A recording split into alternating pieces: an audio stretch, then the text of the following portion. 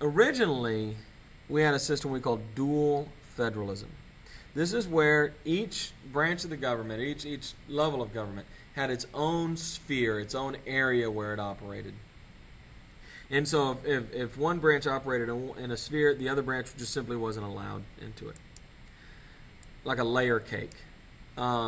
This also was a much smaller, more confined federal government with narrowly interpreted powers. So if you're familiar with a layer cake, where maybe you have one layer of chocolate and one layer of vanilla, and they don't mix. They're completely separated. This ends in the 1930s, and it is replaced with cooperative federalism. Now, this is a system of government in which powers and policies are shared between the state and the national governments. They work together. It's like a marble cake if you were to take the chocolate and vanilla and mix it all up. And so it's never really clear what's state and what's federal.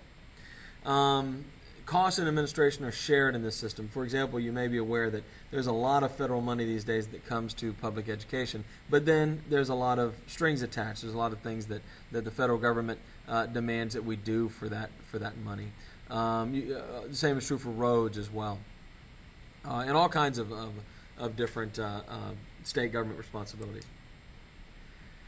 States must follow federal guidelines, and in return for following the federal guidelines, they get federal money. So it is still true that the federal government is not supposed to be able to simply mandate to states, even though they do it, that they should do something. What they do is they say, you can do whatever you want, but if you want this giant truck full of money, you'll do what we tell you to do. And we call that fiscal federalism. This is where the government uses its taxing, the federal government uses its taxing and spending power to get the states to do what they want. This is the basis for modern federalism. And this is how the federal government makes states comply with what it wants them to do. The great example of this, we got to go back to Brown versus Board of Education. I mentioned that after Brown was decided, virtually nothing changed. In 1955, it was just simply not true that little black kids went to school with little white kids all over this country.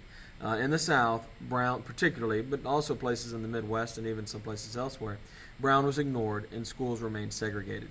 The attitude being, make us. You can't force us to segregate. And they were right. Until 1964. And in 1964, Lyndon Baines Johnson, who's of course from right down the street in Johnson City, passed or signed into law a bill called the Civil Rights Act. And in that bill, there was a lot of money for education. Federal money. So if you're a school system out there, Lyndon Johnson is offering you enormous amounts of money to improve your education system. But in order to get that money, you have to desegregate your school. And this is how it works now. The federal government said, look, we're not going to go in with troops and make you segregate. But we're not going to give you any money if you don't. And so using the power to tax and spend, the federal government has been able to make the states do what they want, because the state governments, quite frankly, no matter what they say, no matter how much they talk, they want the money. This is how Medicare and Medicaid has been implemented. Another great example of this is the speed limit. There was a woman named Candy Lightner who lost her daughter to a drunk driver. And so she started a group called Mothers Against Drunk Driving. And she wanted the drinking, I'm sorry, not the speed limit, the drinking age. She wanted the drinking age raised to 21. Because it turns out statistically that the vast majority of drunk driving accidents were people under 21 years old.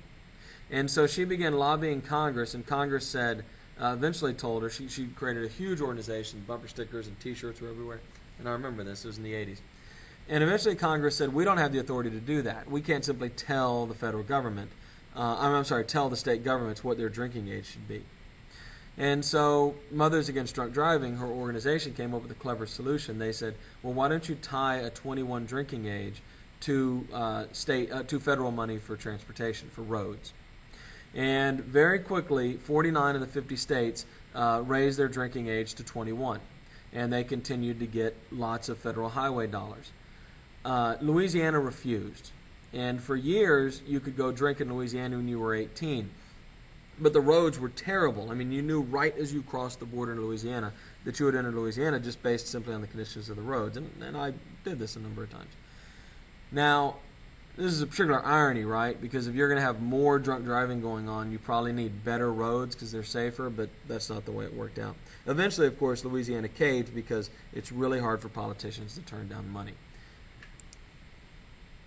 Here we see a chart showing the increase in federal money going to state governments from 1955, which is the year after Brown v. Board, all the way up until 2010 here, and you see the enormous increase. But this increase also comes with the federal government's ability to tell the state governments what to do in exchange for getting that money.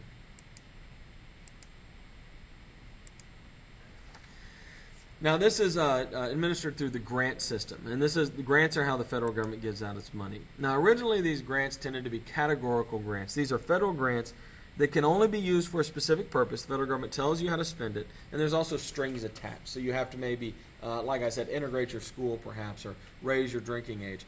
Basically, the federal government says, if you do these things, we'll give you money to spend on X, whatever the federal government wants you to do.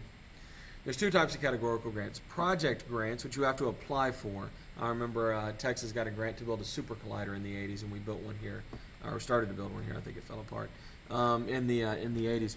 But we had to apply for that grant to get that grant. Formula grants go to every state, and they're based on a formula. So, for example, CHIPS. CHIPS is a grant to provide low-cost or even free health insurance for poor children. Well, they don't give all the states the same amount of money. What they do is they calculate how many kids you have living in poverty in your state, and then multiply that by a number and give each state that much money. So in that case, for example, Texas gets more money than anybody else.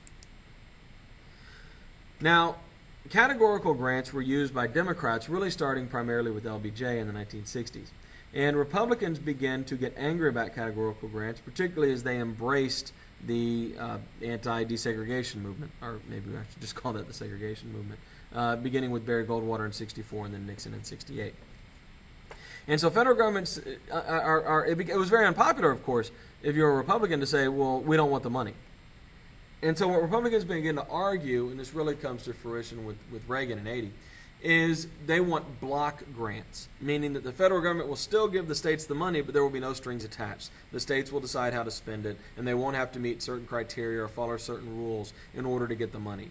And so these days, liberals, progressives, Democrats, whatever you want to call them, tend to favor categorical grants, which is federal money with strings attached, while Republicans tend to favor block grants, which is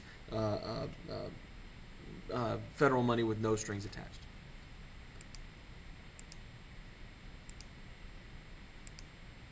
All right. There's right now about $460 billion given to states in grants every year. Actually, that was in 2009. So that's probably gone up a little bit.